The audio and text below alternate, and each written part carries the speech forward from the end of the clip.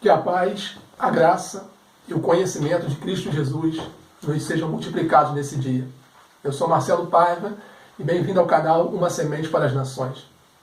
Gostaria de agradecer de imediato, nesse momento, todos aqueles que se inscreveram no canal e muito obrigado pelo apoio e pelas orações de vocês.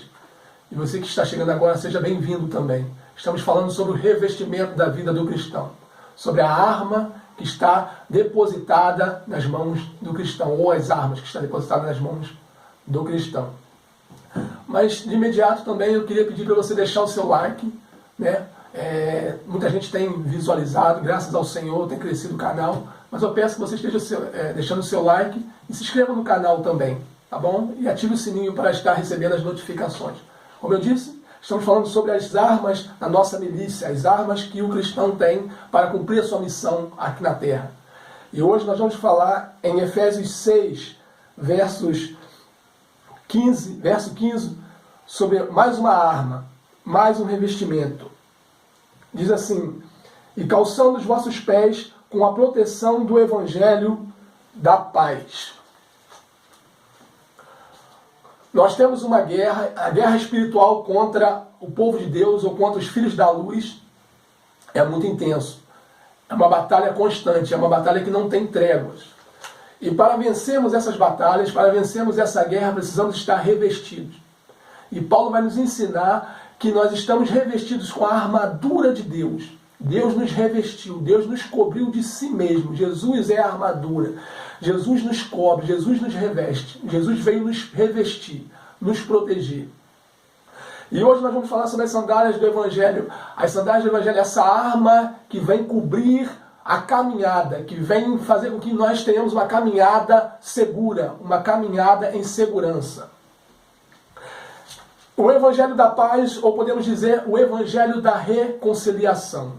Diz na segunda carta aos Coríntios, no capítulo 5, no verso 18, a palavra nos diz isso. Tudo isso provém de Deus, que nos reconciliou consigo mesmo por intermédio de Cristo, e nos outorgou o ministério da reconciliação, pois Deus estava em Cristo reconciliando consigo mesmo o mundo, não levando em conta as transgressões dos seres humanos, e nos entregou o ministério da reconciliação. A palavra diz em Mateus capítulo 5, o Senhor Jesus disse que bem-aventurados são os pacificadores, porque eles serão chamados filhos de Deus. Essa expressão pacificador não é apenas aquela pessoa que promove a paz em uma dissensão entre uma pessoa e outra, onde traz reconciliação somente entre uma pessoa e outra. É muito mais alto, muito mais elevado o ser ali um pacificador. O pacificador que Jesus está falando ali é o mesmo pacificador que Paulo vai usar aqui na carta aos Coríntios. É o embaixador. O embaixador, ele tem a missão de representar a sua nação em uma outra nação, de representar a sua cultura em uma outra cultura. Ele é de uma nação, é de uma terra, e ele está em uma terra estrangeira representando a sua nação, representando as leis da sua nação, representando a filosofia da sua nação, representando o governo da sua nação. E nós somos esses embaixadores do reino de Deus. Estamos nessa terra estrangeira, como peregrinos, mas nessa terra estrangeira para anunciarmos a filosofia, as leis do reino de Deus. Nós somos esses embaixadores. E contra a nossa missão, nós sabemos que o embaixador ele não fala por si mesmo. O embaixador ele não pode falar por si mesmo. Vou dar, por exemplo, se você citar assim, fazer essa pergunta para o embaixador: embaixador, o que você acha da idolatria?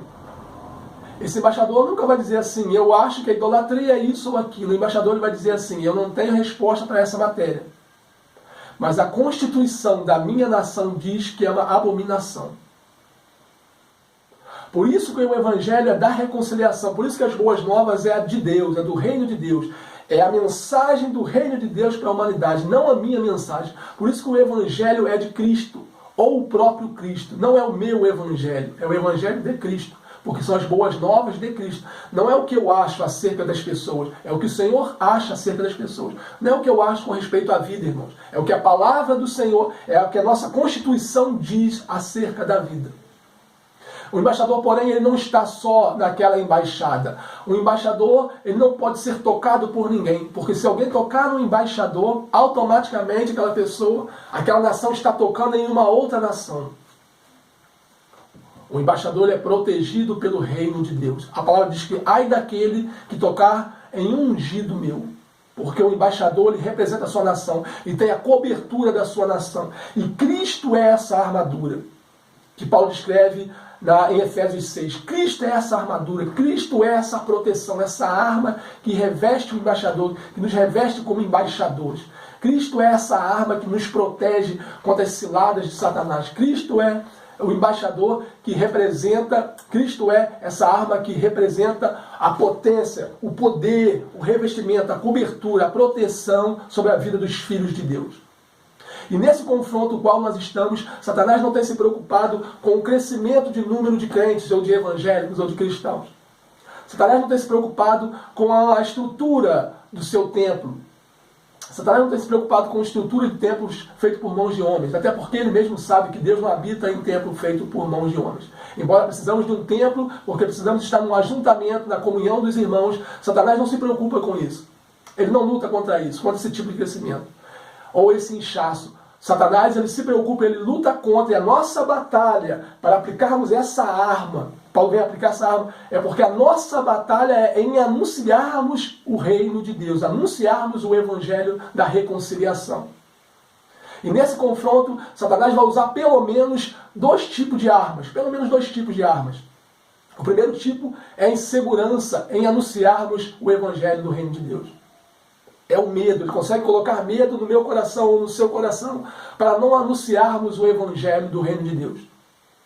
Ele lança as suas mentiras, dizendo que você não é capaz de anunciar esse evangelho.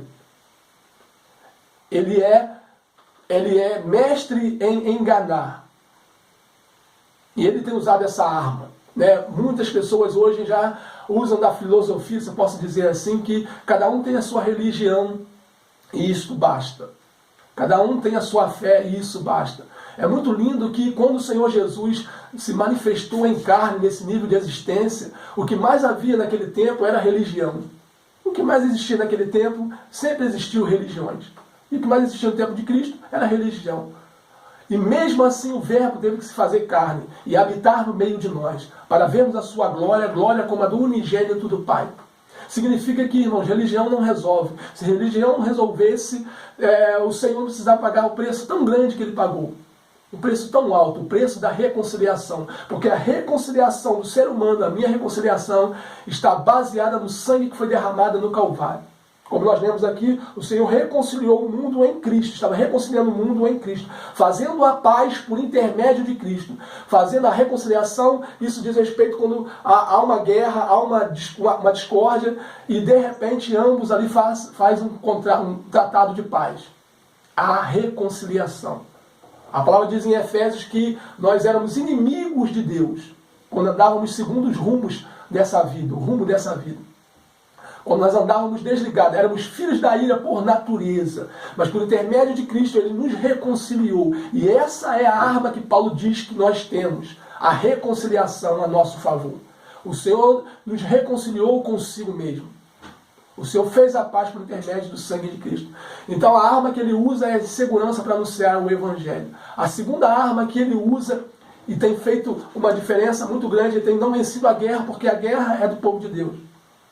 Somos mais do que vencedores por meio daquele que nos amou. Mas Ele tem vencido batalhas. E uma das armas também que Ele usa é a discórdia. Satanás tem usado pessoas dentro do templo, dentro da igreja, para gerar discussões, divisões, discórdia uns com os outros. E quando nós perdemos tempos com coisas tão pequenas, irmãos, como o Senhor Jesus, né, nosso Messias, disse que nós coamos mosquito e engolimos camelo. Temos perdido tanto tempo com tantas coisas pequenas e não temos cumprido a nossa missão, que é sermos embaixadores dessa mensagem. E quando estamos preocupados com cor de templo, com vestes, com coisas que não santificam, não fazem diferença nenhuma no corpo de Cristo, Satanás tem conseguido vencer essa batalha. Tem confundido o povo de Deus. Porque a comissão da igreja está em Marcos 16, verso 15. Ide por todo o mundo e pregai o evangelho a toda criatura. Quem crer e for batizado está salvo, porém quem não crê já está condenado. Note que o povoar o céu ou o inferno diz respeito a uma mensagem, que é a mensagem de reconciliação. Porém a palavra também diz que como crerão se não há quem anuncie? E como anunciarão se não há enviados? Ou seja, como a humanidade, como a raça humana vai entender o plano de salvação, o plano de reconciliação, se os embaixadores estão cochilando, estão dormindo, estão distraídos? Se aqueles que têm a missão de anunciar o Evangelho não estão anunciando? A palavra diz que anjos desejam, anelam anunciar o Evangelho, porém não podem. E nós que temos essa arma ao nosso favor, nós não estamos fazendo. O Evangelho da reconciliação, ela tem pelo menos duas funções na vida do Filho de Deus. A primeira é guardar a caminhada do Filho de Deus. Por isso que Paulo faz a aplicação como sandália. O Evangelho tem o poder de guardar a nossa caminhada. O salmista diz que lâmpada para os meus pés e luz para o meu caminho é a tua palavra, ó Senhor. A tua palavra me conduz em segurança. A tua palavra faz com que eu não venha tropeçar. A tua palavra, o teu Evangelho, o Evangelho da reconciliação, venha fazer com que eu tenha uma caminhada segura, eficaz.